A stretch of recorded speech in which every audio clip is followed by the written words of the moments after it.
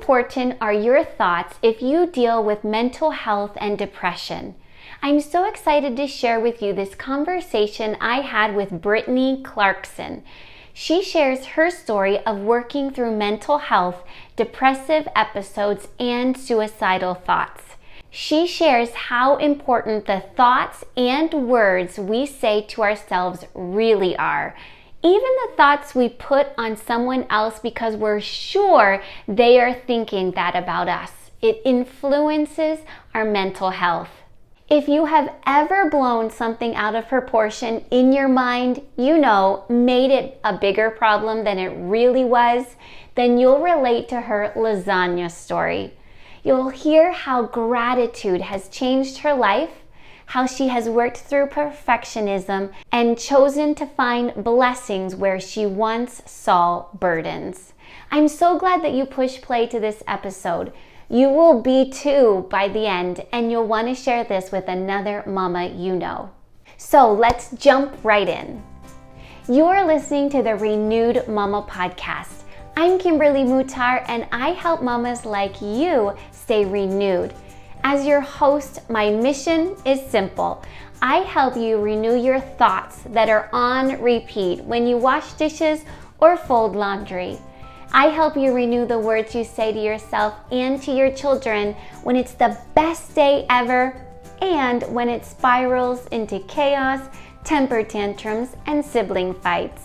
I am your coach helping you to renew how you respond so that you keep showing up as the mama you want to be. Did you know that the Renewed Mama Podcast is on YouTube and Rumble? Do you sometimes feel like you'd like to talk to a friend while you wash dishes or chop veggies? Brittni and I will be your friend, keeping you company while you wash dishes. I invite you to push play and watch the podcast on YouTube or Rumble, and be sure to like and subscribe while you're there. Who is Brittni Clarkson? Brittni Clarkson is a mom of 3 boys, the podcast host of Meant to Bloom, and the author of the Everyday Joy Planner. She uses her own history with mental illness and depressive episodes to help moms overcome their negative thoughts and overwhelm in order to actually enjoy motherhood. You can get her Essential Happy Mom Starter Kit for free at BrittniClarkson.com.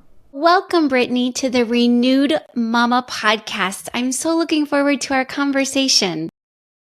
Hi, thank you, Kimberly, for inviting me on. I'm really looking forward to this too. Yeah.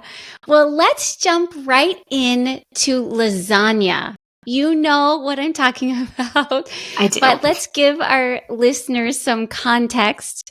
Sometimes our minds can't think clearly. We might be tired because we have brought a brand new baby home. We might be potty training a toddler, and we're a little bit frustrated with that process. We could be overwhelmed because of the laundry and the house cleaning, or we could be in the middle of renovations.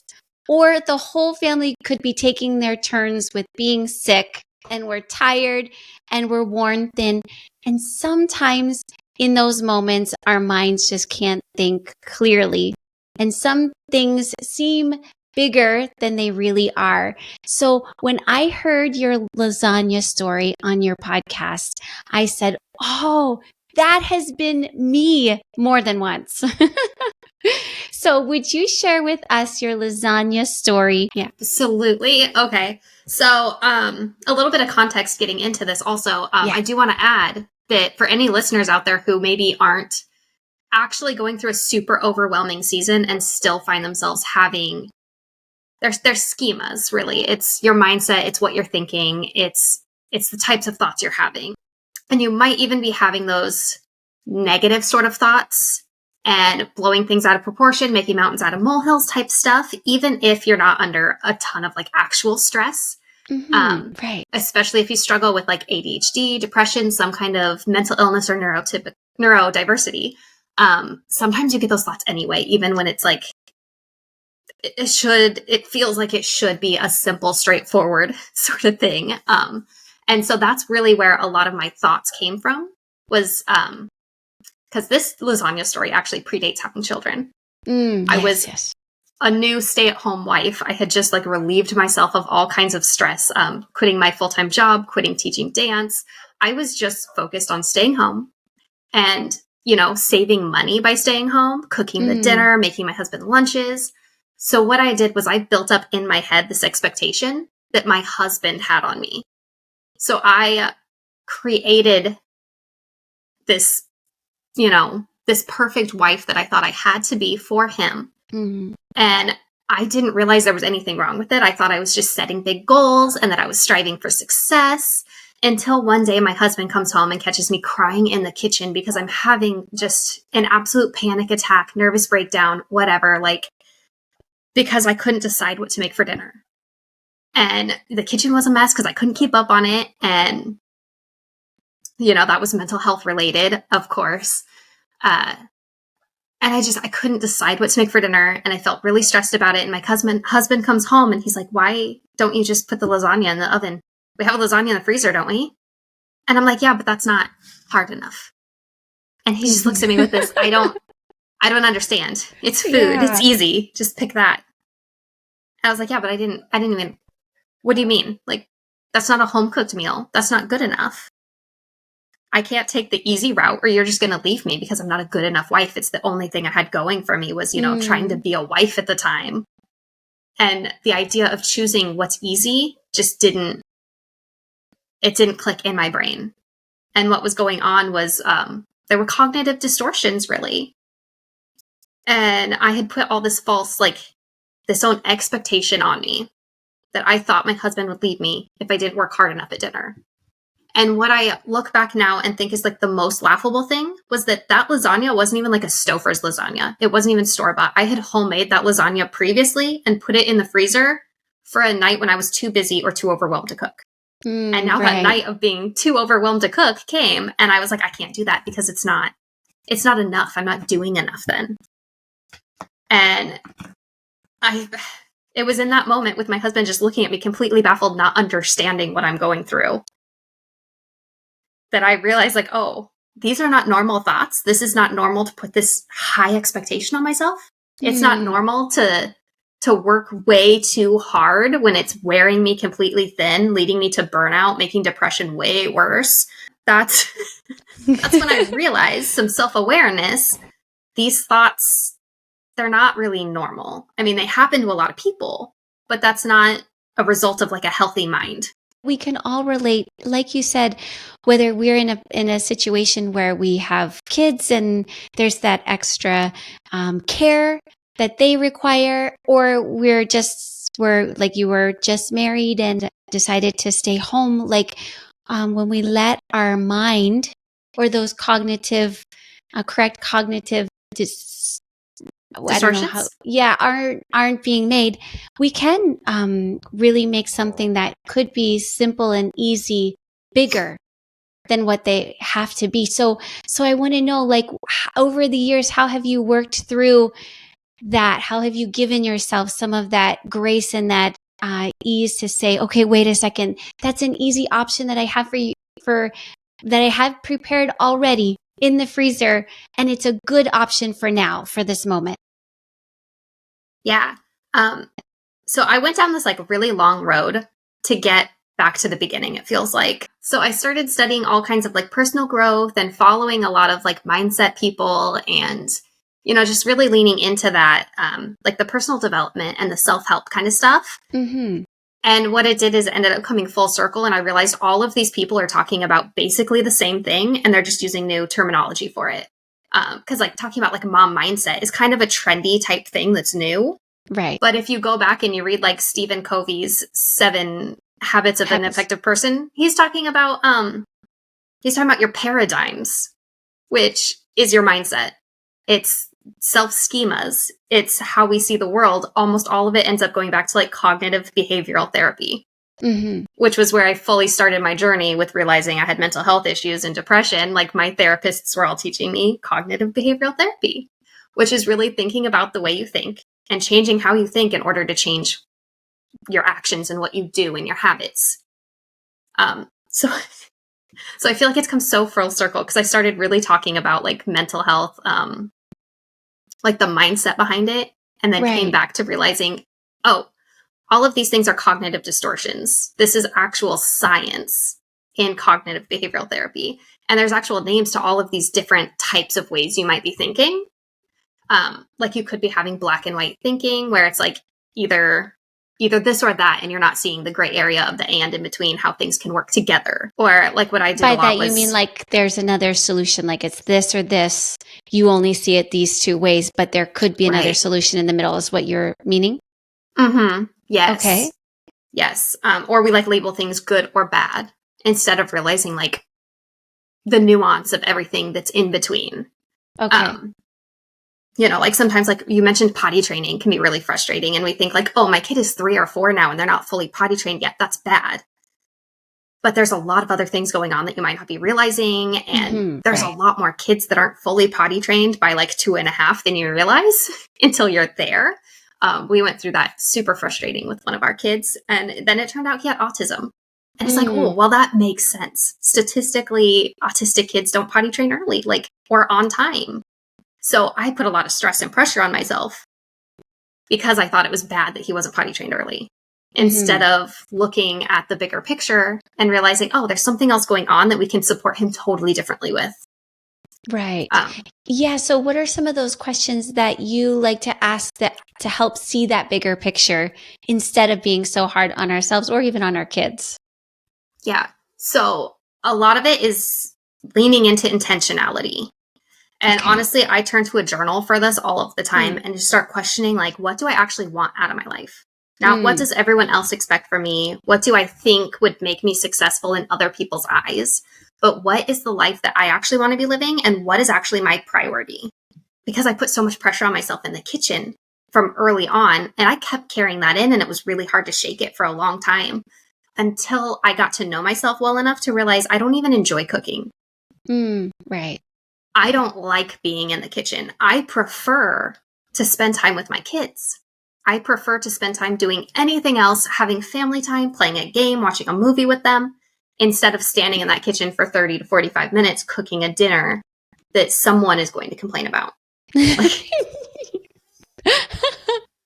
So at that point, I realized, okay, I'm going to start meal planning simple meals only. Like, what can I do? Get in, get out as quick as possible. And I'm going to drop the guilt on that because I'm spending my time somewhere I'd rather be spending it.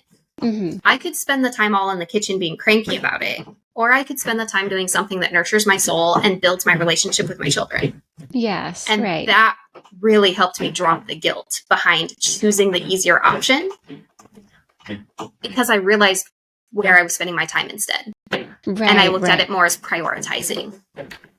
Yeah. So taking the time to understand what really matters to you. I liked earlier, which I forgot to mention, you commented about what other people think or you feel other people should think about you or whatever. And so yeah, coming back to saying what is really important to me or to our family or our children in this moment or even this season, right? Because we go through lots of different seasons in life. Oh, yeah. Yeah. And that putting thoughts in other people's heads, deciding what someone else thinks about you is actually another cognitive distortion that's classified as mind reading.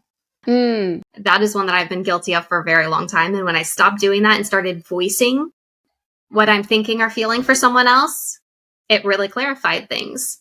Like when I thought my husband would want to leave me if I didn't cook a difficult enough dinner. That was mind reading. I was deciding his thoughts for him in my own head. Right. Even though he probably didn't have those thoughts at all. He was just fine with whatever. Yeah. Okay. He was like, you could just message me to bring home a pizza or something. Like, just let me know what the plan is so we can have hot dinner when I get home. Because he was working 12-hour shifts at the time. Right. And I was like, yeah, if I'm home, it's fair that I cook the dinner. That's part of the deal. And then I built up this huge fake expectation. Yeah. Aren't our husbands so great, so easygoing sometimes when we're not thinking that way? Yeah. My husband's the same thing. Or times I'd be like, man, there's so much cleaning around the house to do. Like, why don't you help me? And I'd make this big whole thing about why he wasn't helping me. And he's like, why don't you just ask me? I'm like, do I have to ask you? He's like, yeah, you just asked me. I'll do anything you need me to. You're teaching me so many things, Brittni, in the full circle that you did. It still does come down to your thoughts and the words that you're saying and how you're responding, right? Mm-hmm.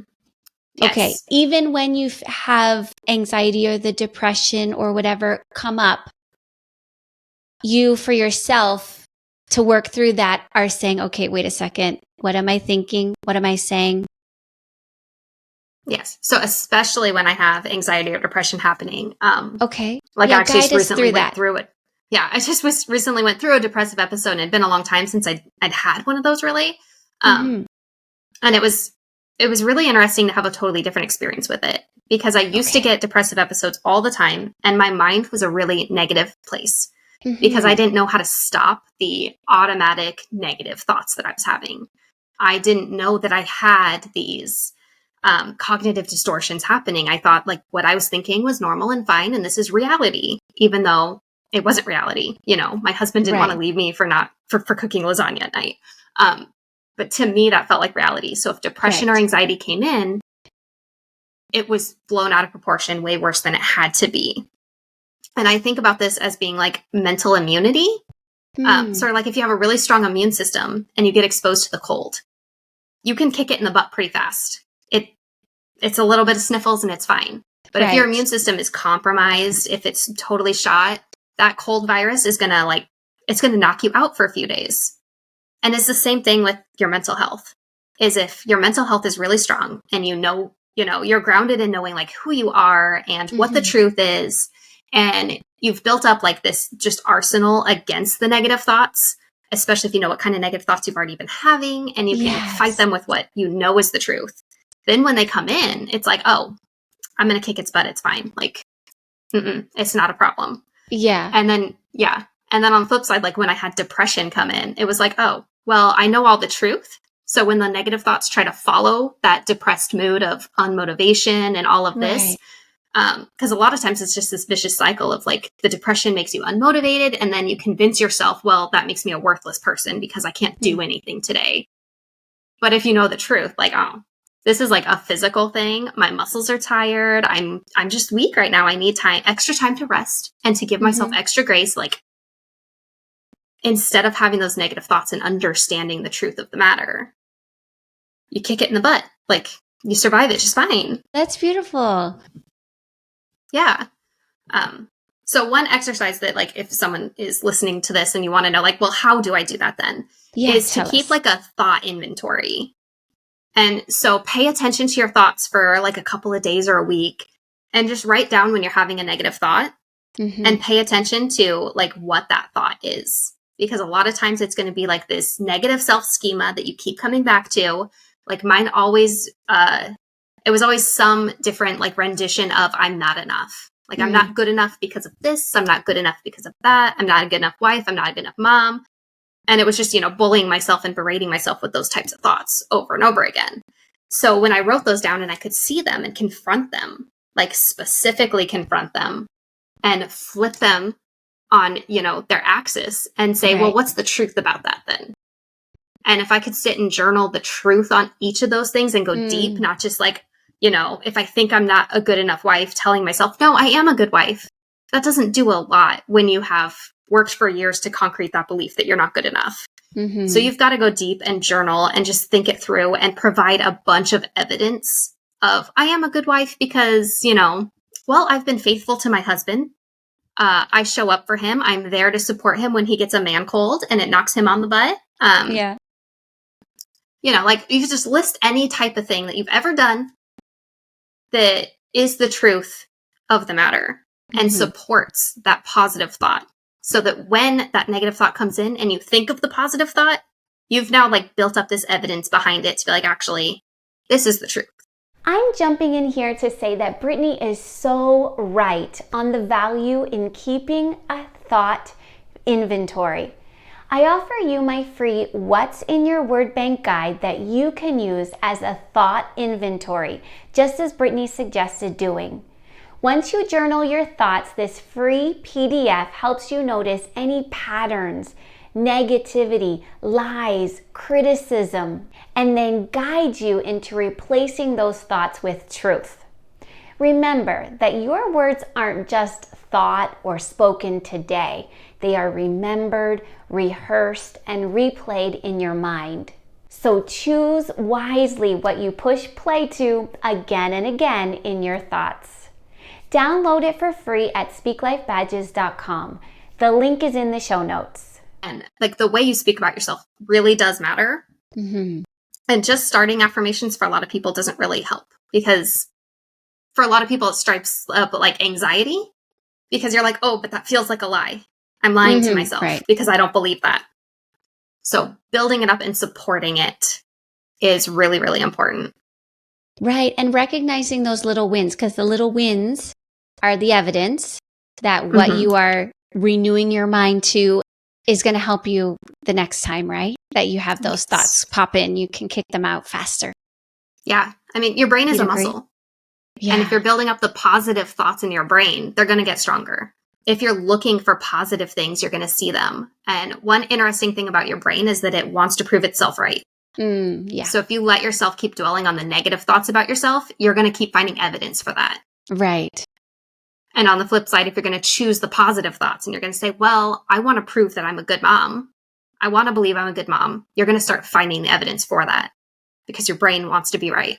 Right. And the more that we're intentional with our thoughts, the quicker we can catch the lies or the negative, the ones that will pull us down or make us feel like we're not enough, right?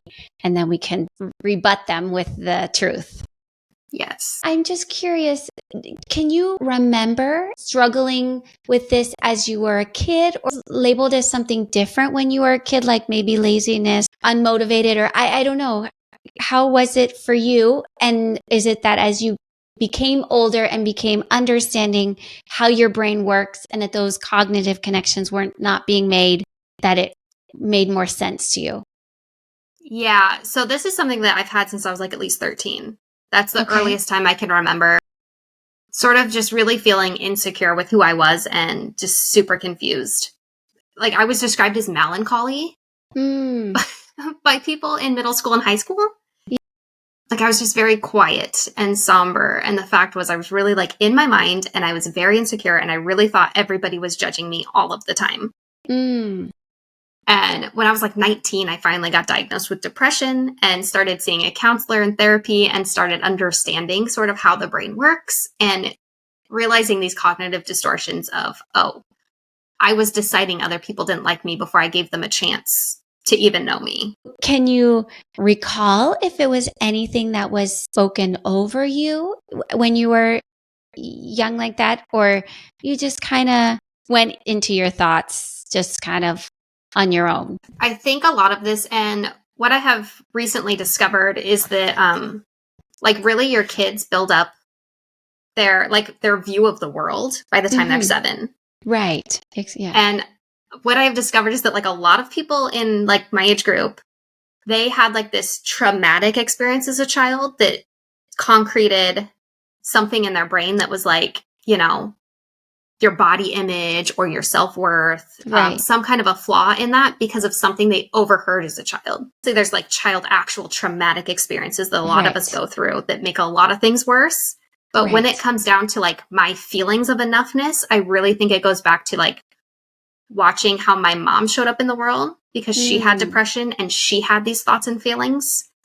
And so seeing her like never put herself first, she really just had very low self-esteem. And so that got internalized to me. They're like, oh, well, when I become a mom, I can't buy myself anything either. Those types of things all just kind of built into this belief. And then like my mom had like a lot of health issues. Like, she had like fibromyalgia syndrome. So she was always in like actual physical pain. And so anytime I got hurt or felt pain, I was like, well, I don't feel like I should complain about that because my mom has it worse. And so that just built up in me like, other people have it worse, so I'm not going to complain. I'm just going to internalize my pain. I'm not going to talk about it because mine doesn't matter as much. And it was like all these feelings and thoughts that she never meant to give me that I ended up carrying. Yeah, I could see myself thinking exactly the same thing as you if I was in your situation. Like, oh, I don't want to complain to my mom because she's already experiencing. It's only natural that you thought that. Yeah. And so that's one of the other lessons I've taken as like a mom is that you can give your kids like a perfect childhood. You can do everything right with them, but they still might at these young years pick up on something that they didn't mean to and then internalize it in a way that you never even noticed until they become a teenager. I do have a friend who her self-worth came down to the fact that one time when she was really little, like her mom was on a phone call and said, "I don't have time for you right now. I'm on the phone." It's like the mom never meant to hurt the feelings, never meant to do anything, but the kid internalized that and then grew into a woman who really had to do a lot of work to get back to like building up a self-worth standard, you know? Right. We all have to work through new thoughts, renewed thoughts and words and responses, right? We can raise kids in the same household, same rules, and they perceive or they take things each different in their own way. Practicing gratitude for everything in my life. This one practice particularly has been really, really helpful is that when I'm feeling stressed about something or someone in my life, I practice gratitude specifically about that. So like my kids, when they stress me out, instead of allowing that feeling to be internalized and turn into thoughts that are like negative towards my kids and resentment and thinking, oh my gosh, kids are so chaotic and difficult and momming is really hard. Instead of leaning into those types of thoughts, I have worked to shift it so that when they get really high energy and it feels chaotic and it's, you know, like throwing my nervous system off to be around them, I take a break and I will go into gratitude about them and I will list every single thing I love. And I've done this about my washing machine too. Yes. So yeah, it's definitely not just, it helps relationships, but if there's an appliance in your house that's frustrating you and you can't afford to replace it, it's like, go be grateful. What would it look like without that? Or what would it look like without this person? And so I will really dwell into the gratitude of like, I just love everything about my kids. I love that they have energy. And I love that, you know, their laugh and when they play together. And I just focus on only the positive of everything. Because, you know, like I could get frustrated that they're always in my bed in the morning and it makes me wake up with a backache. Or I can think I really love these young years where I get to snuggle them. I love waking up with their face right there in my pillow. And I just really think about like the love and the gratitude of anything in any kind of situation. And that actually helps to rewire the brain. So I started this practice 2 years ago when my youngest was 1. And 2 or 3 weeks into starting the practice of turning towards gratitude every single time they got frustrating, my 1-year-old broke my coffee carafe. And it was glad. Like he just climbed up on the counter. I walked in the room as he threw it on the floor. And I remember grabbing him and telling him how much I love him. Like I was overcome with love. And I just moved him to another room and started cleaning it up and realized that reaction was out of character. Because at the time, like I expected myself to freak out, to yell, to be really upset and angry and mad because now there's a mess and there's broken glass and there's no coffee tomorrow. But I wasn't. I was overcome with love because every time they got frustrating, I chose love and gratitude instead. And so it actually like rewired my reaction so that I didn't react with yelling and frustration. I reacted with love. I was like, I'm so glad you didn't get hurt. It's fine. We'll get a new coffee maker.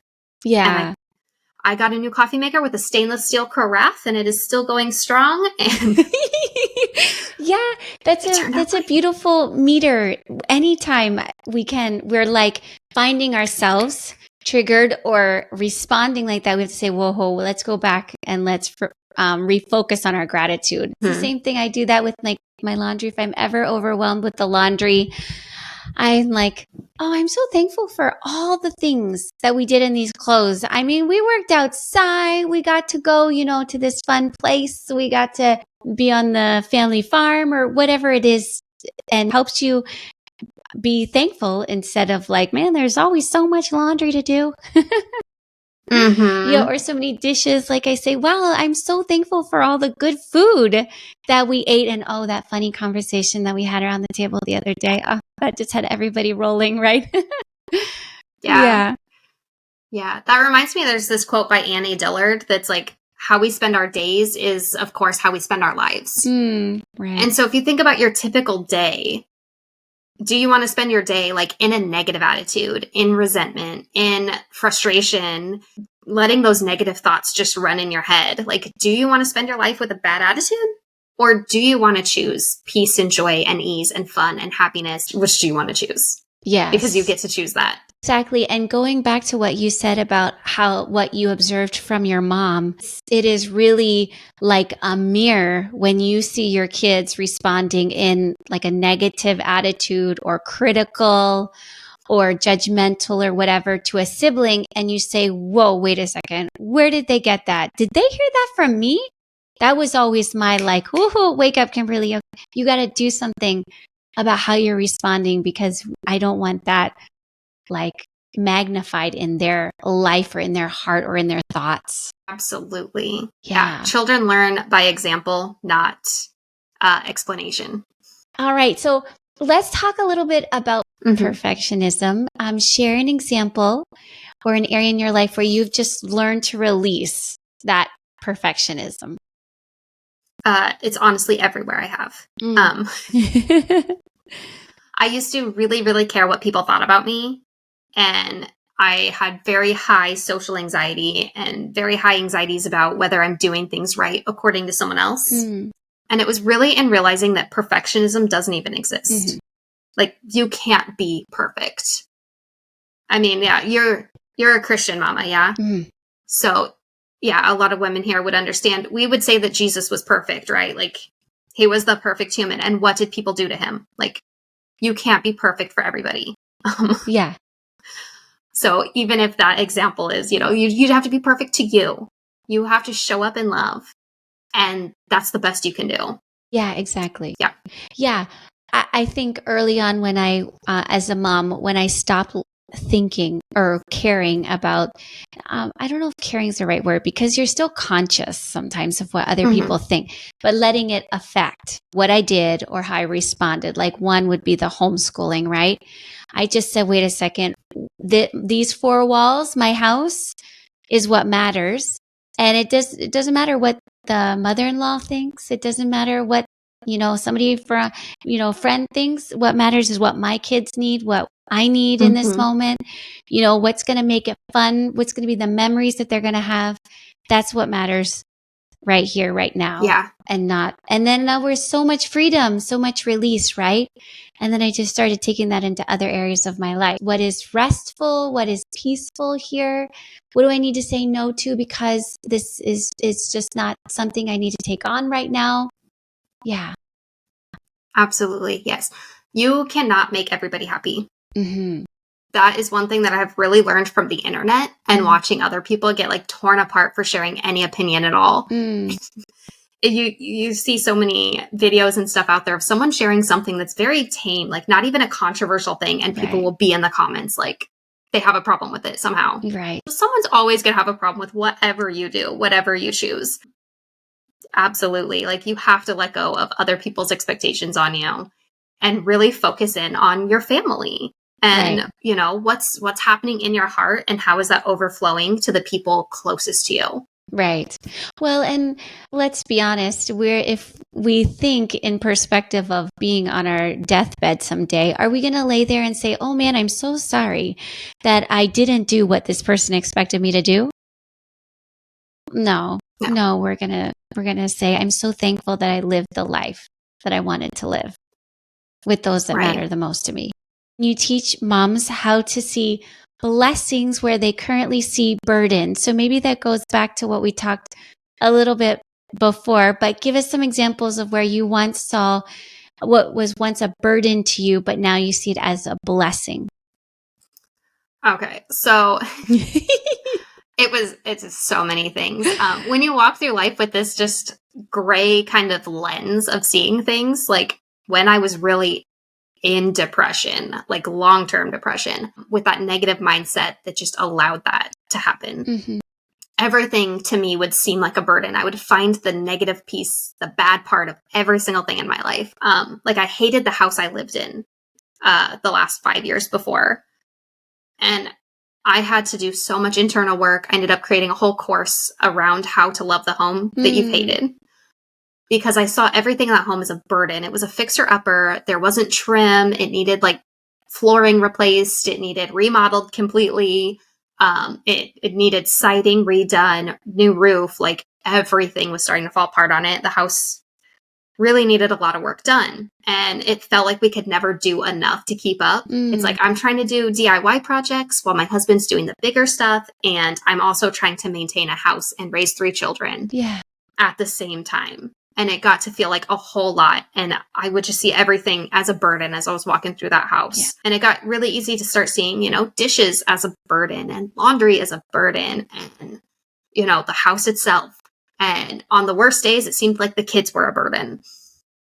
Because let's be honest, like if you let yourself go there, you'll go there. Yeah, right. They are a lot of work, and hard work feels like a burden when it's not. Like it's a blessing to be able to work hard. It's a blessing to be able to have children. It's a blessing that your children are healthy enough to be so chaotic and destructive. And it's a blessing to have a roof over your head. And at the time we had a $0 mortgage because my parents owned the house. And, we just paid for the projects we were doing to upgrade. Yeah. And it's like, oh my goodness, that was a lot of money saved that now has put us into our dream home. Right. It was a blessing all along. Yeah. Right. Yeah, it goes back to the gratitude that we talked about before. Changing our lens. Is there one thing that you wish moms could know? Yes. You are the exact right mom for your children. This was a phrase that literally saved my life at one time and made me choose to stay and change all of the way that I saw the world and viewed it because I became so mentally weak that I wanted to end my own life. And it was just knowing that I am the best mom for my kids. I am meant for them and they are meant for me. And if I left them, what would I be doing to them? Yeah. And that's when I decided, I have to change the way I think. I have to stop allowing myself to tear myself apart. I have to choose to live differently so that I can continue to live. So yes, you are the exact right mom for your kids. You've been chosen from all other moms across all time, all history. You are genetically perfect for your children. Whatever it is, you are perfect. And if you have been blessed enough to adopt, it's because God has interceded and put you, everything happened in life to lead you to where you are, to be the mother to the children you're a mother to, whatever it was. Yeah. It's destiny and it's exactly where you belong. Just hold on to that, knowing you're exactly the right mom for your children. Yeah. Yeah. Oh, I'm so glad that you could share that with us. So tell us where my listeners can find you and how you can help them. So you can find me at BrittniClarkson.com. If you just jump over there, you can find any of the links to Instagram or the podcast, Meant to Bloom podcast. That's where I show up very regularly and share all of the tips and things. And you're going to get the most help for your mom life and your stress. And, I call it personal growth for hot mess moms. It's really just ground zero, where to start when it feels super overwhelming. That's the Meant to Bloom podcast. Just whatever platform you're listening to right now, go subscribe and bookmark it so you remember it later. Yeah. All right, Brittni. Well, thanks so much for being with us today. Yeah. I appreciate it. Thank you so much for having me. I loved it. Thank you for sharing. Thank you for listening to the Renewed Mama podcast. If you were blessed by my conversation with Brittni Clarkson, please share this with all of the mamas you know. Let Brittni and I know in the comments what you enjoyed most about our conversation. We'd love to hear from you. Would you take 1 minute right now to leave a review for the show on Apple Podcasts? This helps more mamas find the show and be renewed too. Thank you. I appreciate you. I care about you. Your mama's success, your parenting success, the abundant life you have with your husband and your children means everything to me. I am here for you. For more resources, visit the Renewed Mama podcast, Renewed Mama Coaching, Speak Life Badges, and Austin's Kids Club. Do you want your words of encouragement and praise to have a lasting impact on your children? Then give them Speak Life Badges Sticker Awards. Here's what Erica had to say about Speak Life Badges. Today I challenged Clayton to take a baby step in bravery at the splash pad. I know these little word seeds of encouragement will grow and help him when he needs bravery in the future. At bedtime, I removed the sticker and placed it beside the mirror. Just glancing at it really encouraged my heart too.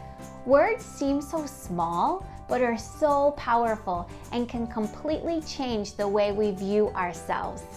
Shop Speak Life Badges today at speaklifebadges.com.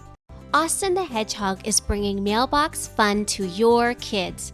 Your children ages 3 to 13 can receive mailbox surprises like activity postcards, happy birthday cards, stickers, crafts, recipe cards, coloring pages, puzzles, special gifts like the I Am Loved journal, a tumbler, Austin's matching happy birthday toque, and so much more from Austin the Hedgehog, straight to your mailbox with their own name on it each month. All teaching life lessons such as helping, using time wisely, how to monitor their own screen time, how to choose the right friends. Being strong means more than just muscles, how to have self-control, and their words are like seeds that will grow into fruit in their life. It is oh so good from Austin the Hedgehog. 2 subscription levels are available.